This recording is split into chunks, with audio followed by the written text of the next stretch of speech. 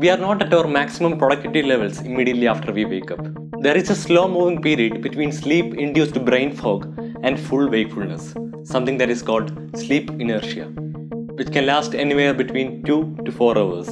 And getting up early in the morning gives your body a chance to reach peak wakefulness earlier naturally, which leads to more productivity. Sleep experts say that if you go to bed earlier and wake up earlier, your body will be more in tune with the circadian rhythms of Earth, which offers more restorative sleep, which consists of completion of all 5 stages of sleep. A circadian rhythm is a natural internal process that regulates the sleep-wake cycle and repeats on each rotation of Earth roughly every 24 hours. These natural processes respond mostly to light and dark situations and affect most living things, including animals, plants, and even microbes. This is the reason why mostly all living organisms sleep at night and are awake at daytime. The more we disturb this pattern, the less is our productivity. We know that fact, but we are lazy to wake up early in the morning. But imagine that you wake up at your usual time and the sun rises 1 hour later, and in the evening, sun sets 1 hour later, so that you get that 1 extra hour of productivity each and every day. This can be made possible by resetting our clocks ahead by 1 hour. This may sound impractical, but it's something that is implemented in around 70 countries. It is called DST. In this video, let's talk about DST. DST or Daylight Savings Time is the practice of resetting our clocks ahead by 1 hour in the spring and behind by an hour in the fall or autumn season. During these months, countries that follow this system get an extra hour of daylight. According to a timeanddate.com report, it was first followed by a group of Canadians in 1908. Later, Germany and Austria introduced DST in 1960 to minimize the use of artificial lighting to save fuel during the First World War. The spring to fall cycle is opposite in the northern and southern hemispheres, and due to this, DST lasts from March to October or November in Europe and the US, which lies in the northern hemisphere, and from September or October to April in New Zealand and Australia, which lies in the southern hemisphere. And this time switch happens twice in a year, and the date for this time switch are determined much earlier.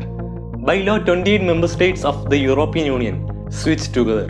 Most Muslim countries do not use DST, as during the holy month of Ramzan, this could mean delaying of the breaking of the fast for longer.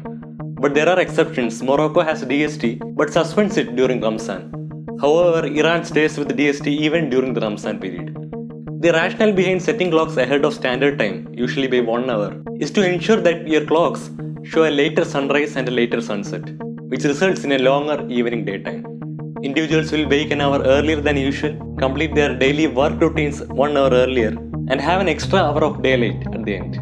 The key argument is that DST is meant to save energy. A century ago, when DST was first introduced, more daylight did mean less use of artificial light.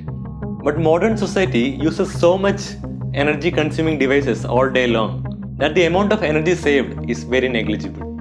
Another aim of DST is to make sure that people's active hours coincide with daylight hours, so that less artificial light is needed.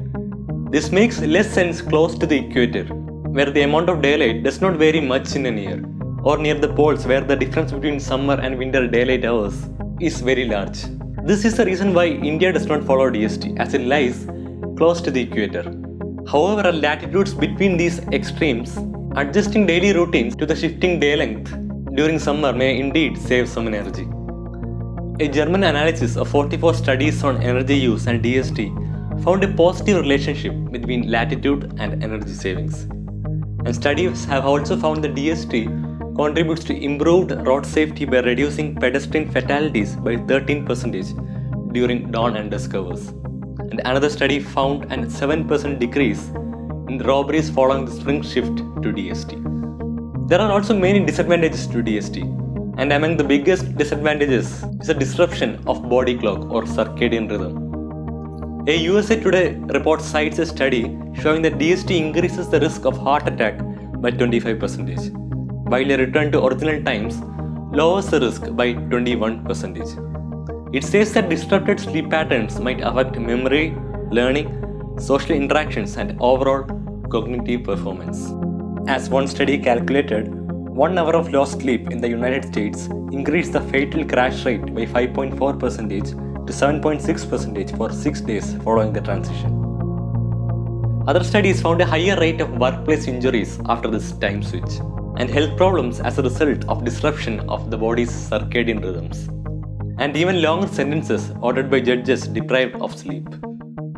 The early evening darkness after the end of DST period is even linked to seasonal depression. There are many arguments favoring DST and against DST, and whether DST leads to increased productivity levels is still a topic of debate. But one sure way to increase your productivity levels is by tuning your body cycle to its circadian rhythm. So make this small change in your sleeping patterns and experience greatness yourself.